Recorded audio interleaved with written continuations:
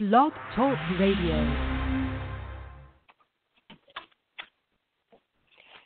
Hello, everybody. This is Lisa and Kathy with Love, Life, and Law of Attraction, and we are going to talk about one of my favorite topics in the whole wide world today, which is sort of I would say, what some people might refer to as the hard science of law of attraction and some of the really interesting things that have happened in the developments of science recently and potentially in theory and focus and all of that stuff. So right before the show started, we were talking about how long we were going to be on the air. Were we going to do half an hour, an hour? And I'm just going to say I could talk about this for 3 days. Which is cool. Like, I love that you study it that much that you can talk about it, that in depth, because I think that's helpful always to have someone who sort of does what you do, you know, is a coach, understands, but can also interpret the science and help those of us out there that might not be as able to digest the research and the studies and help bring it to us in a more everyday sort of language. Well, and I think that science is an interesting thing because, I mean, truth of the matter is a law of attraction coach, I know some people just flat out don't care about the science. Like, it does not matter to them. It's not on their radar. I mean, at Good Vibe Coach Academy, one of the first things we do is talk about the science, and it's a pretty 50-50 split. Like, some of the students come back and say, I could care less. I did not enjoy that at all.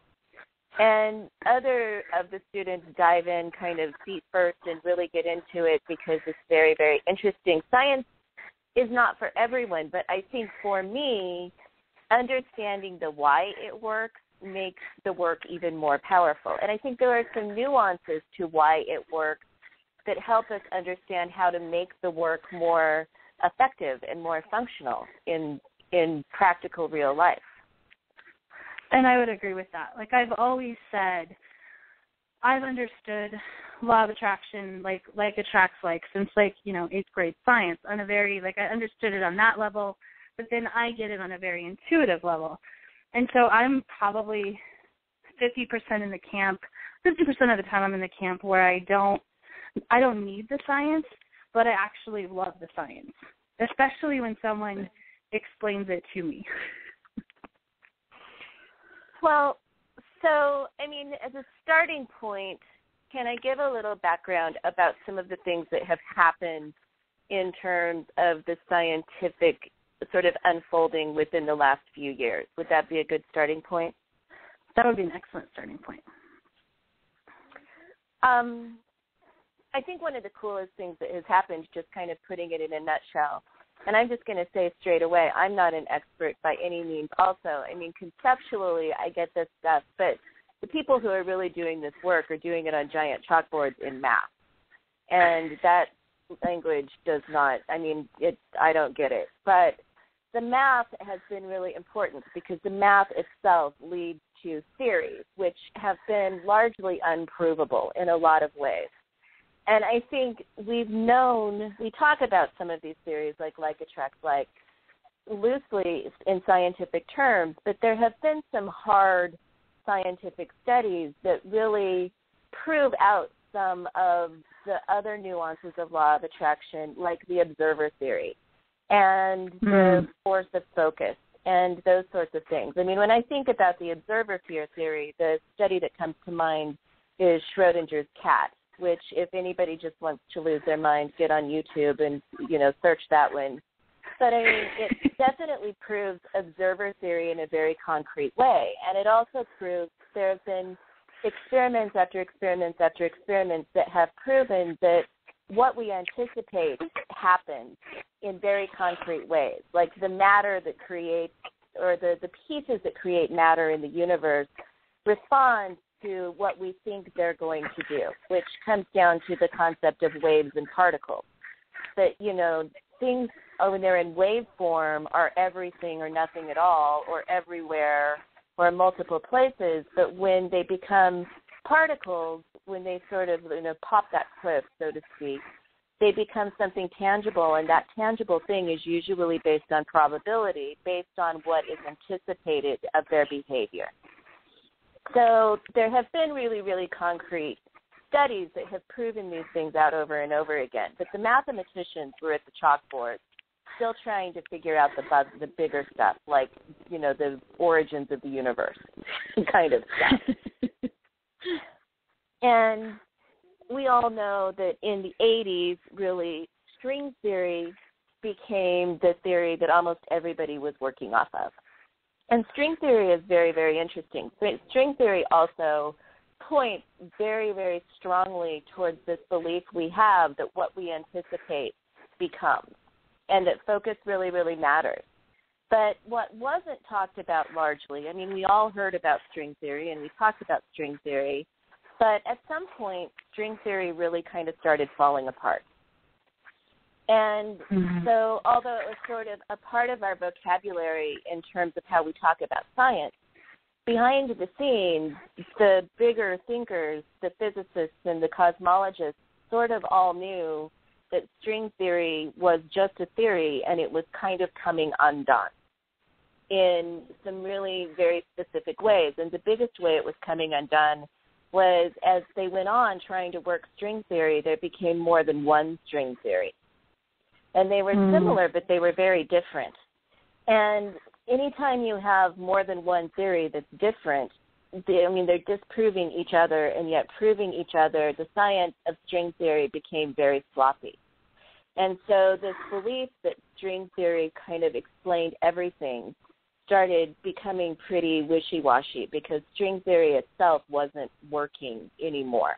There were multiple kinds of string theory. So as time went on, other aspects of that community started really looking at things like the science of dimensionality, that we actually live in a very small piece of a much larger multiverse where many, many universes, where we used to look for universes out in space, and of course they exist there, but there are many, many universes that are operating right next to each other simultaneously. At first that was really sort of almost mocked or scoffed in scientific communities.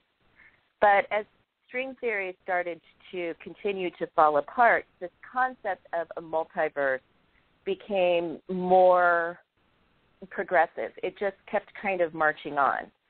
So when we think about dimensionality, we tend to think about it we see ourselves in a three-dimensional world, right? So Einstein said we live in a four-dimensional world because he added in time as a dimension, that whole time-space continuum.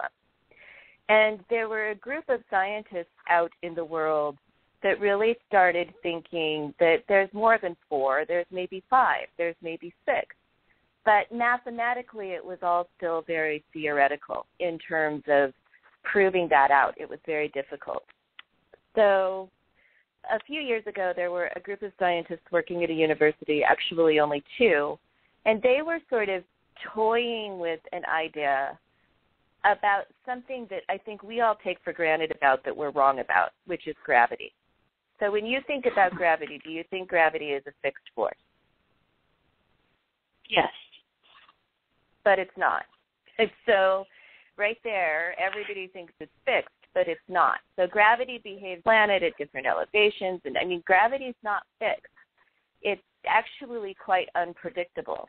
And everybody had thought about gravity as being a fixed force, but it's not.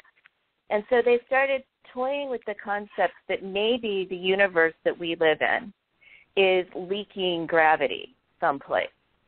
Like there's a pinhole and we're leaking our gravity.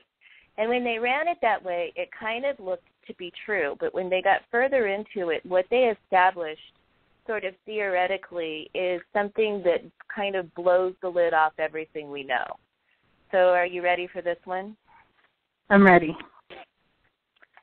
Their belief is, and there's good solid evidence that led them to believe this, is that gravity is not actually our own. So we actually may be borrowing gravity from another universe that is very, very close to us. And when they looked at that in mathematical and scientific terms, it was almost inescapable that that was a distinct possibility. And so what that meant, without any question, if you believed that, which a lot of people did at that point, it meant that there is another universe, that we are not alone in this sort of linear experience that we have, that there's another universe next to us or somewhere near us, that we are in some way sharing this very dynamic force of gravity with. And so with that information and that knowledge, the scientific community really started looking at the possibility of parallel universes as not just a possibility, but a probability at that juncture. And that sort of changed everything in terms of how they ran the math. So where string theory had existed previously, M theory started to emerge. And M theory, I mean, they refer to it as lots and lots of things. I mean, but it sort of became this almost creation, this sort of God theory, like the M in that actually literally stands for membrane. But even the scientific theory will refer to it as magic or, all the theory. And what the M theory talks about with that membrane is that when we look at it differently, we see a field or a membrane, some sort of a force that is so close to us that we should be able to perceive it, but it's probably too close to perceive. And it lays over everything, runs through everything. It connects everything together. It makes all separate things a piece of one big thing. And it appears in a lot of ways that this membrane, which kind of explains like attracts like and a lot of things about law of attraction, this membrane actually does have some sort of intelligence, and in many ways, and when I say intelligence, I don't mean a personality because there's a distinction. But there is some sort of divine intelligence or organizational process in that membrane, and in many ways we think it, well, it simultaneously thinks us. So it connects us to everything around us, but it probably also connects us to other dimensional realities that, again, may be so close to us that we can't perceive them. And we bump up against these other universal realities. Sometimes we flow through them and they flow through us. That the concept of dimensional or universal, multiple universes became very, very real with the M theory, because M theory really does, I mean, it was like, I don't know, I'm kind of stumbling over it, but it was like, where we had 3 dimensions and 4 dimensions and 5 dimensions. All of a sudden it was 11 dimensions, and now it's kind of unlimited dimensions that are all weaved together with the membrane that connect the multiverse. Are you with me so far? Yes. So the multiverse, the interesting thing about M theory is M theory didn't disprove string theory. In fact, M theory actually elegantly combined all of these fractions of M theory or of string theory and made them all make sense together. I mean, they sort of became cooperative components in explaining this bigger thing. So everything we thought we knew in terms of string theory and the sort of theories that we developed about law of attraction in terms of string theory still applied.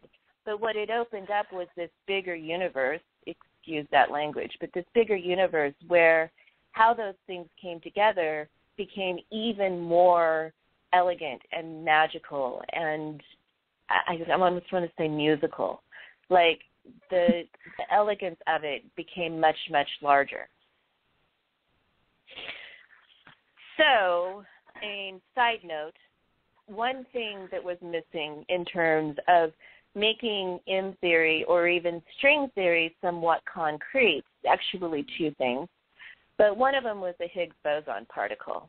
Like, in order to actually connect the math and make the math actually work, they had to be able to positively identify that this thing, the Higgs boson, which I won't get into what that really is because that could be a whole nother show. They theorized that it existed, but they had never actually seen it. So all of the math at that point was based on theory. And a couple of years ago, do you remember when they did the CERN particle collider experiment? Yes. Yeah. So a couple of years ago, there's a giant thing in Europe called the CERN particle collider, and it was big talk for a while because people kind of thought, oh my goodness, they're going to blow up the world. We're colliding particles. I mean, even the scientists in the building didn't know. I mean, they didn't know for sure what was going to happen. They knew for sure they probably weren't going to blow up the world. And they were trying to do lots and lots of different things. I mean, there were several different experiments running simultaneously. Different groups of scientists were working on different projects in this environment, which had never been created before. And there were a couple of separate groups working on Higgs boson. And they actually, within the particle collider, were able to, for the first time in history, see it in action. Like they didn't touch it, but they could see it. It was tangible and it was real. So the sort of theoretical math that had been guesswork up until that point, like the one final piece puzzle from that standpoint sort of clicked into place. And all of a sudden, theory that everybody had been working on became hard science because the missing piece had actually been tangibly touched. And the other thing that happened within this sort of same time frame is Einstein used to refer to as the theory of everything, that you couldn't have a theory of everything until you were able to actually do the math backwards to the origins of the universe, theoretically the Big Bang. And near this same time frame, actually before this same time frame, a group of scientists were able to, under the umbrella of M theory, not string theory, but M theory, do the math back and explain in very scientific and tangible terms the origins of the universe, meaning the Big Bang, which was the first time that had ever happened. So what I'm saying by rambling on a lot here is that things that we used to think were true, that were very theoretical, and they were working models, now we're in a different landscape to the science because the science has proved itself out in some very specific ways beyond theory. Now we're dealing with concrete science versus theoretical science, and what's there in that concrete world is really very magical. Which is very cool that we're now moved into the sort of the hard science realm instead of the theories. It is very cool. And I think what's cool about it is in so many ways, everything that we sort of, like you said, intuitively know about law of attraction, not everything, because I think that there are some things that the community holds that aren't necessarily true. But the mechanics of law of attraction still fit there, and I think they even fit more firmly in the framework of what I would consider to be this new scientific reality. And what that points to for us is a couple of things. Thing number one is that focus is everything. Everything. Say that again. Focus is everything. And the other thing that it points to is that you aren't necessarily, once you've thought it, you create with your thought many, many, many possibilities. And in the multiverse, those possibilities take shape and form. So we tend to think we're in the work of creating. But in a multiverse where everything is happening simultaneously in multiverse worlds that are close enough to touch or maybe far enough that we never will, we're not really creating. We're actually more in a process of navigating through the multiverse. I think that's a very cool, important thing to know. Well, it takes an element of struggle. Like we used to sort of think, and the concept sort of was that you're really, really concentrating hard to create a new reality one particle at a time. Bring those particles in, bring those particles in, build that money, build that house, one particle at a time, pop the wave over and over and over and over and over again. And there is some truth to that, but the reality of it is that process is actually just moving us closer and closer and closer to a dimensional or universal, I guess I should say, a universal reality where it's already created. And I think that there are mystics out there in the world that have gotten this all along. But in terms of people that we hear from in kind of modern day time, like I would say Bashar's work comes very, very close.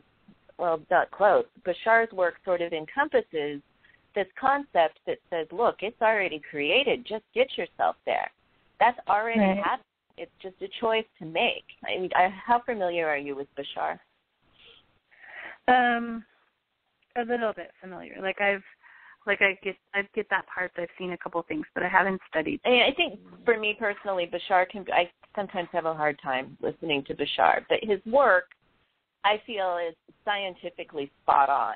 And probably not, it's important to note that I think his work has been scientifically spot on all along. Like he was saying these things in sort of a metaphysical realm before these possibilities really started to emerge with this kind of language in the scientific community. So I really think that, were you going to say something? Well, I was just going to, I think what you said right there is even a good thing to point out. It's like it was sort of these thoughts that were coming, or what was known on this one level, which we tend to think of the mystical level, this level that wasn't yet at science. And the more sort of those thoughts became the reality, the more we moved in that direction of the science. I'm not making the clear connection I want to, but well, I think we've known this for a long time. Spirituality and science have had what I would consider a very, very, very uncomfortable marriage for a long time. They've, been on the brink of divorce over and over again, and then they get help and they get back together.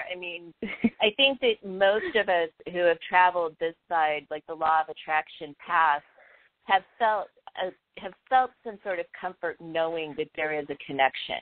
But I don't think that any of us were as aware of how strong that connection really was. Like mystics through time, I think about Buddha and even Jesus, and some of the great mystics of history have talked about this in a way that we can sort of loosely lay over some of these scientific principles. But now it's almost in reverse, where science could maybe look towards, theory and philosophy, and there's just a much more symbiotic and cohesive relationship between those two schools of thought than there ever has been before. And to be clear, there are scientists out there in the world, probably many of them, who would still say that the connection that we're talking about here is total make-believe.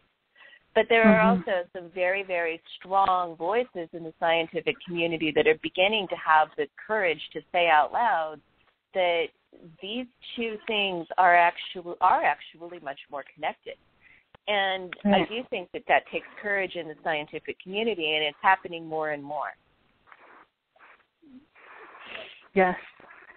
I think it does, because I just think, if even from the evolution, from where things started, there's always been the marriage, the battle, all of that. Well, and I think that as time progresses, I'm optimistic that will probably completely diminish, because we're so close to that point right now. But I think one of the things that keeps us separated, to be honest, is sometimes the metaphysical law of attraction community uses the science, and they're a little loosey-goosey. Like they, I mean, the science is there to support what we believe. And I think that when we actually get clear with what the science is saying, we don't need to be loose around the edges with our interpretation. But the science, we've gotten in a habit of being a little bit sloppy about how we interpret the science, where it's not really required anymore. So you want to hear what I think my biggest belief about sloppy interpretation is? This is not going to surprise you. Of course I do. Because I think it's really the point of our call. My opinion, the biggest place of sloppy interpretation has to do with the concept of belief and feelings. Because the law of attraction community holds strongly, and you know that it's in me to do it because I'm LOA through and through. I still struggle with this to some degree. I mean, it kind of feels like the kind of crisis of faith I had when I realized I didn't believe in God the way my parents did. I mean, it's kind of it's consciousness-shattering sort of stuff, yeah. But the law of attraction community has a strongly held dogma. What you believe matters. I mean, Wayne Dyer made a career out of saying you'll see it when you believe it. And that this concept of belief and faith and how you feel really, really has the ultimate impact on the point of creation, that emotions really matter here, that emotions are a big deal. And I don't want to say that emotions aren't a big deal, because in some ways they are, but not in the ways that we've typically perceived them, because there is absolutely no evidence on the scientific front that says that we live in an emotion-based universe. We live in a focus-based universe. And focus and emotion are not the same thing. I mean, emotions may be indicators of focus, but you can be focused on something without the belief to back it up, and you are still actively engaged in the process of creation from the focus standpoint. Does that make sense? That makes total sense to me. Because it's and where so you're putting I really believe. Go ahead. No, go ahead. I was just going to say, it's where you're putting your intention. And what you said earlier, if I interpreted it right, is that we're, like you just have to, when you focus on it, like what you're like you've created it with your thought. So when you're focused on it, you're basically calling in that dimension, that universe, and maybe I have it wrong altogether. Universe. Yeah, I mean, you're moving yourself closer to the universe where that's already in play. It's already happening. And focus, I mean, where emotions are, so Abraham's early work, I think, addressed this really well. Like Abraham said, the emotional scale was a guidance system. And basically what they said was, if you're trying to monitor your every thought, you're going to go crazy because we think tens of thousands of thoughts every day. You can't do that. Right. So you use this emotional guidance system on this scale to let you know predominantly what you're thinking about. And somewhere along the line, that shifted to become emotion is everything. And again, emotion is important, and we can talk about that in a little bit. But I think emotion is more of a tipping point where you've focused on something for long enough that your emotions come in behind you, that your belief comes in behind you. That may be the tipping point, but that belief is not required for creation. Focus is the only thing that's required for creation. And there are lots and lots of ways that we can really implement focus on our environments that create very tangible changes in the balance of the environment in terms of how our environments respond to it.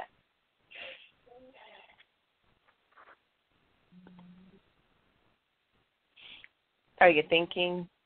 I am thinking. Well, I was thinking, do you want to talk about that? I was thinking about the emotion thing.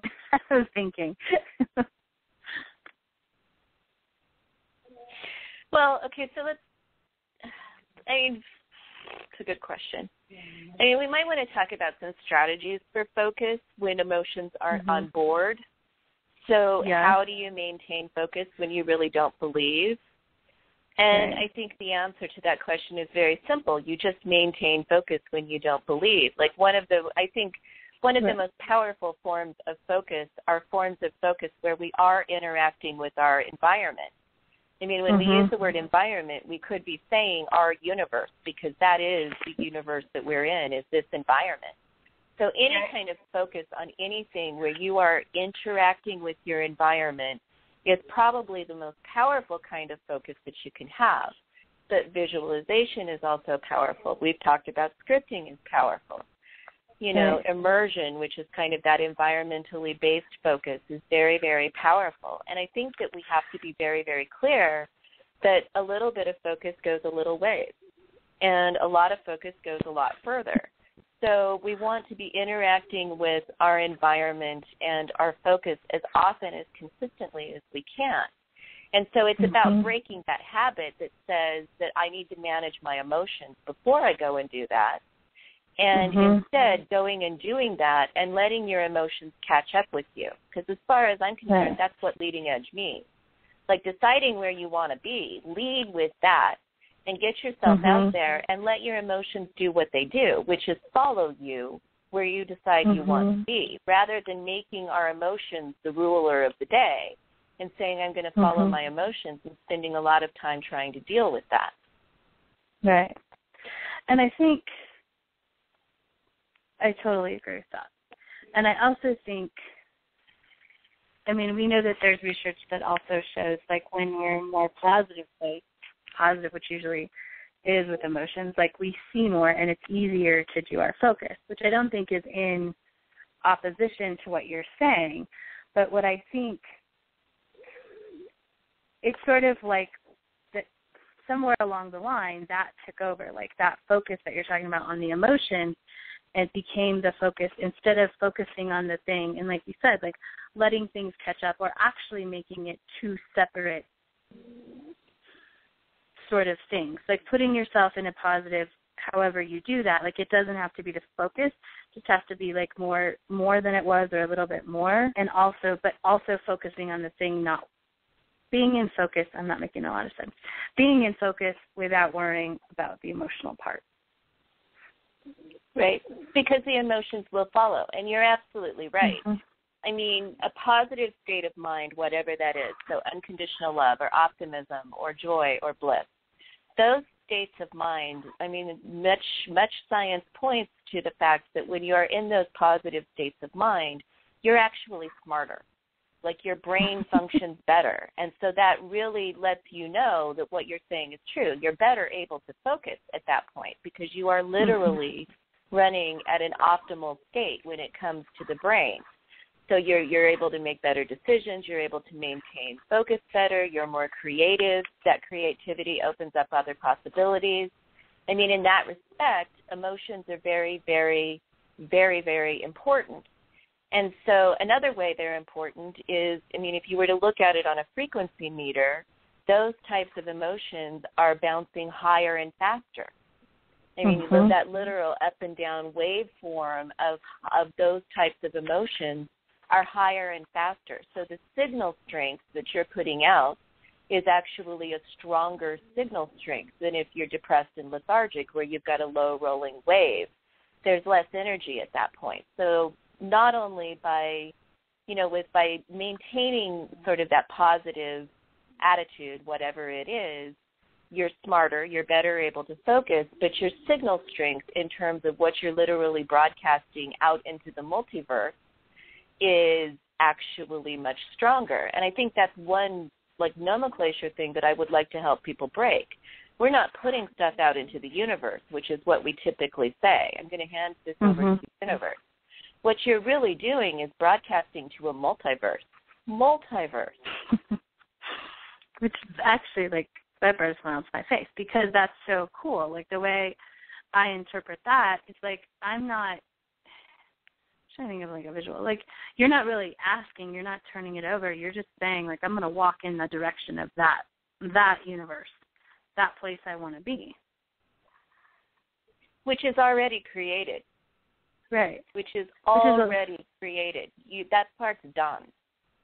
Right. Which is cool, because that's the equivalent to me of like getting in the store and knowing I'm going to drive to the supermarket, like because that's where I'm putting my focus on where I want to go and the direction I'm turning my car, versus like sitting there saying like there's no grocery store, so I got to go through the whole process of building the grocery store.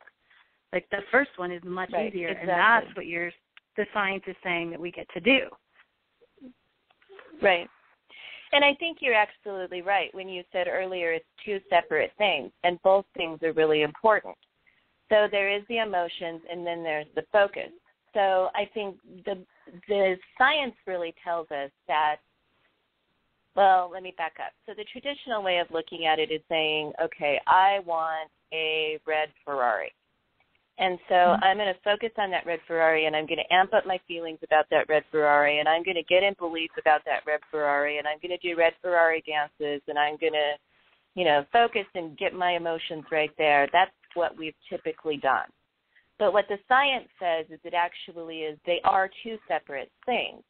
So where we're led here is do your focus. Focus on that red Ferrari, and if it feels good, even better, because then you're at that higher vibrational frequency of signal that you're putting out into the universe. But separately from that, control your emotions. Like your dominant vibration rules the day. So do your focus, and then as Abraham says, go get happy. So that your signal strength is very, very high and very consistent. Both are very important, but they're not related. They're separate.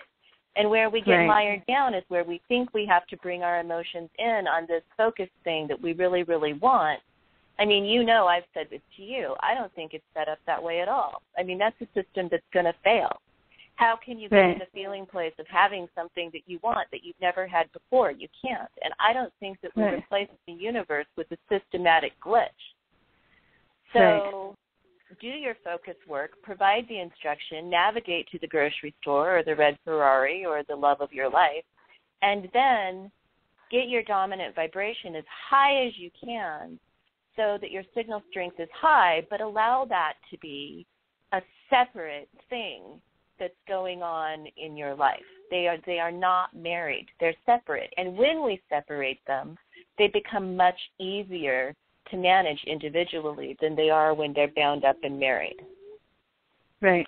Exactly. Because when they're bound up and married, and I've experienced this a lot, like this question a lot lately. Like when they're bound up and married, we get hung up on, and so here's sort of the cycle that I see, and I think that this is sort of where the law of attraction community, like what happened and how we sort of rectify, like it was a try to rectify it, but it's sort of gotten off course, is that like, so, I'm in a crappy feeling place. So then I don't believe, and I think I don't believe, so I'm focused on the fact that I don't believe. So then I don't think about the thing that I want because I'm in a crappy mood and I'm continuing to, like, focus on the belief instead of just focusing on the Ferrari and handling them separately. Like, I think then people put in systems in place or things that they thought were going to solve this, by, saying these are all connected and we have to fix one before we fix the other. And the truth is, which you did a really, really good job. Like, they're separate. Like, you're running two separate things. And when you see it like that, it's so much easier, I think. Did that make any sense? I mean, it does. It's fundamentally breaking down what I think is a metaphysical myth, that the myth is you have to believe it to see it. So, God damn it, manage your beliefs. And truth of the matter is, energy is finite, but we have, or energy is infinite, but we have finite amounts of energy to work with. And so when you're spending your energy spinning around managing your beliefs, managing your, all of that stuff, you're spending energy in a place that doesn't produce a result. In fact, it probably produces more results that you don't want. You do not have to believe it to see it. And yes, it's nice when you've focused long enough that you do believe it, when it becomes tangible to you, when you start to have a positive expectation. But that's just a nice side effect of consistent focus. And if you're spinning around on belief, you're not getting enough focus in to actually get to that belief point in the first place. We're spending our energy in the wrong places. Right. And you're actually not just energy, but we're talking a lot about focus you're spending your focus, like the time that you would be focused, like that focused energy, if that kind of, I don't know, helps break it, to a more understandable level. But like the energy that you're talking about is also, I think you're saying, like, we only have so much to focus on as well. Like that energy that we put anywhere in any focus is finite. So when you're putting that and spinning the beliefs and looking for the block and doing this and doing all these things that sort of are law of attraction, become law of attraction terms, like you're focused on that creation, which is the universe that you are then driving yourself towards. Like you're either keeping yourself there or you're even driving yourself towards the universe where that is like, you're going to see the evidence of that. You're going to see that around you. And your emotions will follow. But we can't let our emotional state be the leader of our creation, because emotions are fluid. I mean, by the nature, the very definition of emotion, they wave, they move, they're fluid. And by giving the power of our creative ability over to our emotions, we're negating the absolute power of focus, which is where the real juice is. Depending on our emotions to lead the day is going to be speculative at best, and you might get there eventually, but our emotions naturally follow our focus. And when we get that part straight, then the stress of the creation process starts to sort of dissolve. Right, which makes total sense in this, like the science part of it. Then you're just focused on that. You're moving towards that. If you're focused on that and your emotions follow, you're moving towards that more positive state, which we've said is separate, but also, contributes to your increased focus. You're being smarter, more creative, all of those things. You're getting to that place quicker and easier. I really do think, I'm strongly convicted when I say we were not intended to be placed in a system that has a flaw.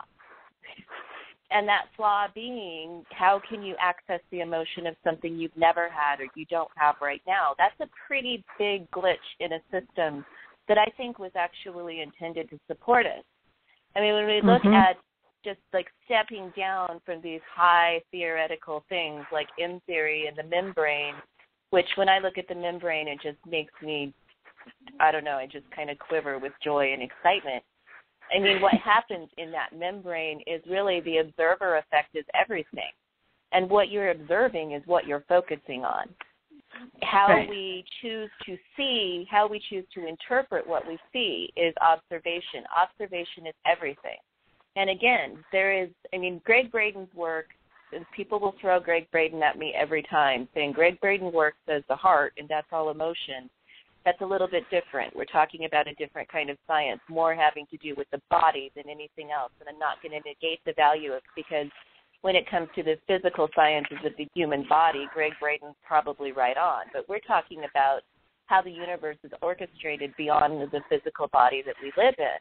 There is absolutely no evidence that beyond the signal strength that we've talked about here, there is no evidence that emotion has anything to do with it. We do not live in an emotional universe.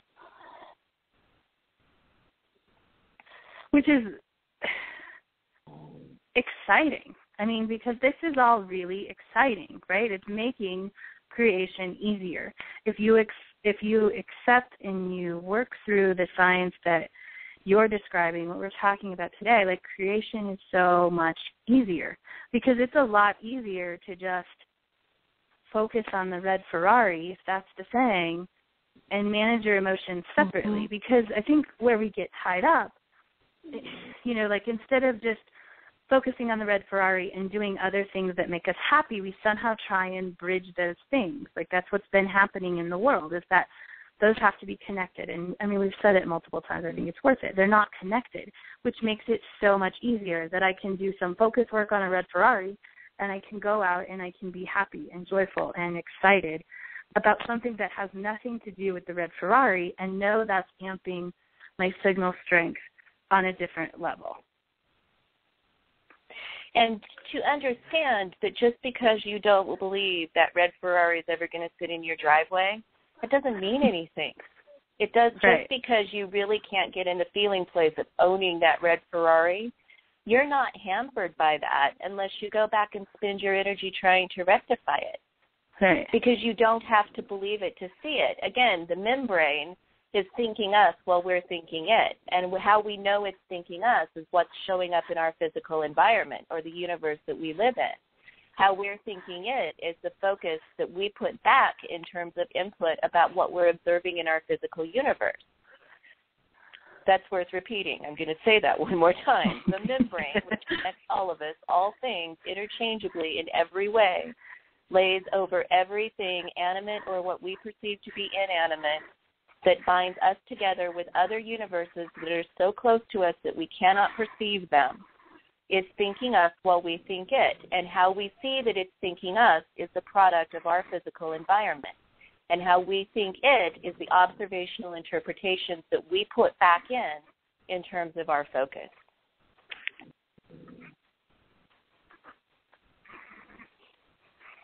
Super cool. And if you didn't understand, that takes some processing. I think I understand it on a very good level because we've talked about it before. But if you don't totally understand that, I mean, you can go back and listen to it, or you can take, like what we've been saying, shift the focus, just focus on what you want. And make peace with your emotions wherever they are, and then get back to the business of feeling as good as you can. Because dominant vibration, to some degree, does rule the day. It dictates your signal strength. So again, in that framework, emotions are very, very important. But how you feel about the red Ferrari does not matter. How much you're focusing on the red Ferrari matters more than anything else. Very cool. So should we, I think we were going to talk about, did you have more you want to say, or do you want to talk about, focus strategies? Because I think we said we were going to do that, and we haven't covered that yet. In specifics, I think we talked about it a little bit. But what are your favorite focus strategies? I know scripting. That's one of your favorites, if not your absolute favorite. Right. Total favorite. Scripting, so I'm not a huge vision board person, you know this, but I like the creation of a vision board. So for me, that is a good focus thing because it brings, I'm focusing on what I want. I'm looking for that. I'm really in this focus of, identifying something and what does it look like and what is it, that for me is a good focus place as well. Scripting is my go-to. That's my go-to. I love it. And really, no, I don't want to say that one. Just because I'm not sure it will take us in a whole different scientific thing, which will not contradict what we're saying. It will just take longer to explain. So, how about you? I really like physical immersion. Again, from a scientific standpoint, I think anytime we're interacting with our environment, we're in an even stronger creative place. So if I want it, I want to be touching it. I want to be smelling it. I want to be looking at it. I want to be tasting it. I want to be able to lick the red Ferrari. I want as much physical interaction with that as I can possibly get. I want to, as many pictures of it as I can see. I can tell you the story of the Mini Cooper, and there's one sitting in my driveway. Right. I want to think about what the energy of that thing looks like to me and try and incorporate that energy in my life in as many different ways. But I also like pretending, just the sort of behaving as if aspects of creation I also think are very environmentally based, where you start thinking about who you will be and how you will be behaving. I mean, Bashar recently did a recording where he said, get a visual picture of who you are in your life right now, and then get a visual picture of who you will be in your life when you've manifested that thing. What's different? What are you wearing? What are you having for breakfast? What does your house look like? What's by your nightstand? I think those types of applications work very well with an environmental immersion process that I think is very powerful. Definitely. I like that. I like the environmental immersions, and I like I like all that. Getting like the same energy. Like talk a little bit about, I mean, kind of maybe go in like environmentally, like talk about the Mini Cooper, like with like exactly kind of what you did. Because I think that's a good example of just different things that people might not think about that are focused. I mean, my manifesting the Mini Cooper, I look back on it and I kind of smile because it was a happy process. But, I mean, I had a lot of Mini Cooper pictures up and around. I found a picture in a magazine of a woman leaning against a Mini Cooper that I like to think looked like me. I mean, she was everywhere. I named projects I was working on. I literally had a project called Project Mini. Like, I put that in my environment in as many places as I could think of. Like, I thought about the energy of that Mini Cooper and what I would listen to when I was driving down the road in the Mini Cooper, and made a soundtrack. Like, I made myself a CD that sounded like the Mini Cooper to me. Like, I thought about places I would take that Mini Cooper to go have coffee because they were Mini Cooper kind of places, and went and did those things. I test drove a lot of Mini Coopers. But, I mean, the soundtrack particularly was about the energy of what I imagined that car would be like. And then I listened to that music, and I had that in my head, and I sang those songs. You know, I started buying clothes that I thought would look great with the interior of the Mini Cooper, and I was wearing that. Now, that might sound like ridiculous, but again, it's the energy. Like, the energy of that car started having a very tangible look and feel to me. And I started incorporating that in my life as many different ways as I could. So I think that's part of the game. Like, look at the thing you want, then start flushing out the energy of that. What would that energy, how else would that energy feel? What else can you do that would put you in that energy? That's fun creation stuff. I mean, that's really where the party's at. And those things aren't creating that Mini Cooper. They're just moving you closer and closer to that sort of universal intersection where that Mini Cooper and your universe intersect and become one. Right. And I love that focus. The soundtrack is actually one of my favorite things too, because, you know, you think you have or a lot of times I think people think they have your favorite songs or this or that, but when you sit down and you say, like, how is this going to feel? Or what does this feel like? And then you start picking songs that represent that. It's really, it's fun, and it does. Like, the soundtrack may have similar songs, or there might be some crossover as to something else that you wanted to create before, if this is a routine process that you use. But the energy is always different because the order you put them in is different. Everything is signaling and creating that focus. And when you're working on that feeling, like you're activating that focus, when you're picking those songs, when you're picking those outfits, like, that's all focus.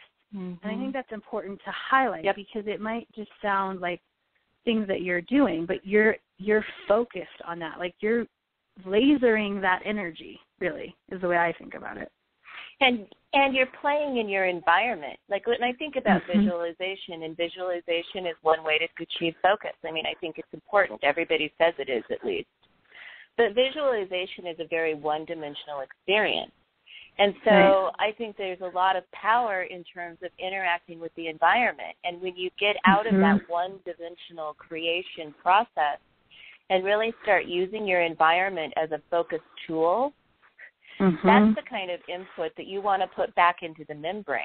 When your environment itself becomes the focus playground and the tool that you're using to feed data back into the system, that's multidimensional, literally. That's very, very, very powerful, focus-driven data.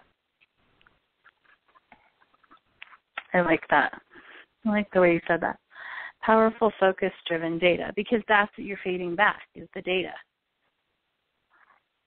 And that's all that matters. And data is not emotional. Emotions may be a product of enough data, but they're much more likely to come along when there's enough data on the table. Right.